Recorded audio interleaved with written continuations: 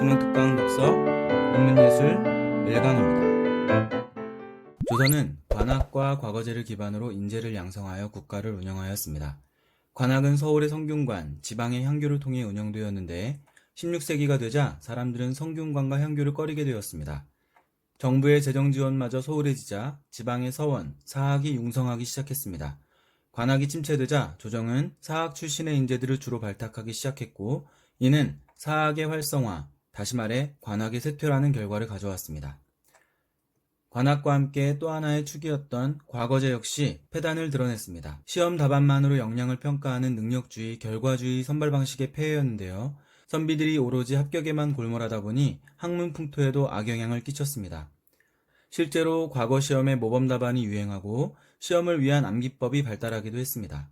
요즘보다 더하면 더했지 못하지는 않았던 것으로 보입니다. 그러다 보니 합격자 대부분이 서울이나 지방의 주요 도시 출신이었습니다. 지역 격차의 심화로 교육 불평등이라는 심각한 문제를 드러내기도 했습니다. 유형원은 관학과 과거제의 문제를 지적하며 대안으로 공거제를 제시했습니다. 그가 생각하는 진정한 교육은 개인의 인격 함양을 바탕으로 성리학적 이념이 국가 전반에 실현되는 과정이어야 했습니다. 이를 위해 그는 서울과 지방에서 동일한 체계로 운영되는 공거제를 제시하였는데, 인재들이 각 고을의 이숙을 거쳐 서울에서는 방상, 사학, 중학, 지방에서는 향상, 읍학, 영학을 거친 뒤 최고의 교육기관인 태학에 입학하는 학제입니다. 거기에서도 일부는 진사로 선발되어 진사원에 들어갈 수 있는데, 다시 거기에서 인품과 실력이 검증되면 7에서 9품직에 임명될 수 있었습니다. 각 단계에서 상급학교로의 진학은 매우 엄격해야 한다고 그는 주장했습니다. 관학의 체계를 정비하여 인재를 양성하고 여러 단계를 통한 관료 선발이 지역 격차와 특정 지역의 세력화라는 폐단을 해결할 뿐 아니라 전국 각지를 성리학적 이념으로 교화할 수 있다고 생각했는데, 이것이 바로 그가 생각한 이상국가였던 것입니다. 공거제를 시행하려면 무엇보다 재정 문제를 해결해야 했습니다. 인재들이 온전히 학문에 정진하려면 무엇보다 안정적으로 생활할 수 있어야 했는데요.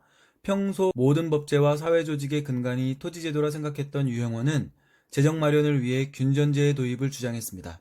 균전제의 핵심은 토지의 국유화와 재분배였습니다. 왕명을 통해 모든 사적 토지를 국유화하여 사회 구성원들에게 재분배하면 개혁에 필요한 재원을 충분히 마련할 수 있다고 생각한 것입니다. 다만 이 분배가 신분에 따른 차별적 분배라는 것이 그의 한계라면 한계라 할 수 있겠습니다. 어쨌거나 유형원은 사적 소유를 바탕으로 한 제도와 문화를 공적 소유로 전환한다면 이상국가를 건설할 수 있다고 보았던 것입니다. 유형원의 개혁안은 그의 사후의 조정에 건의되었지만 사회질서를 운운하는 기득권 세력의 반대로 받아들여지지는 않았습니다. 그러나 당시 조선의 현실에 대한 냉철한 분석을 반영하여 제도를 개혁하려 했던 그의 시도는 높이 평가되어 조선 후기와 개화기의 개혁적인 지식인들에게 많은 영향을 끼쳤습니다. 16세기가 되자 조선의 관학은 쇠퇴합니다. 사람들이 성균관과 향교를 기피하게 되면서 지방의 서원이 융성하기 시작했는데요. 대부분의 사학 출신 인재들이 관료로 발탁되자 사학은 활성화되고 관학은 더욱 쇠퇴하게 됩니다. 과거제 역시 폐단을 드러냈는데요. 결과주의 선발 방식 때문이었습니다. 선비들이 합격에만 골몰해 학문 풍토에도 악영향을 끼쳤습니다. 또한 합격자 대부분이 서울과 지방의 주요 도시 출신으로 지역 격차의 심화, 교육 불평등이라는 심각한 문제를 드러냈습니다. 유형원은 관학과 과거제로 인한 문제에 대안으로 공거제를 제시하였습니다. 인재들이 서울과 지방에서 일정한 나이까지 공부하다가 태학으로 진학하는 것을 기본으로 하는 학제인데, 그중 일부가 진사원에 들어가고 거기에서 다시 인품과 능력의 검증을 통해 7에서 9품직에 임명하는 제도였습니다. 물론 상급학교로의 진학 과정은 매우 엄격해야 한다고 주장했습니다. 관학을 체계화하여 관료를 선발하면 지역 격차와 특정 지역의 세력화 문제를 해결할 수 있을 뿐 아니라 전국을 교화하여 이상국가를 건설할 수 있다고 생각한 것입니다. 학제 개편을 하려면 무엇보다 재정 문제를 해결해야 했는데, 인재들이 학문에 정진하려면 안정적인 생활 기반이 마련되어야 했기 때문입니다. 사회조직의 근간이 토지제도라 생각했던 유형원은 균전제를 주장했습니다. 균전제의 핵심은 토지의 국유화와 재분배였는데, 여기에는 제도와 문화의 공적 소유 개념을 바탕으로 이상국가를 건설할 수 있다는 그의 생각이 반영되어 있었습니다. 그의 개혁안은 그의 사후에 건의되었지만 반대에 부딪혔습니다. 하지만 그 가치가 인정되어 조선 후기와 개화기의 개혁론자들에게 영향을 끼쳤습니다.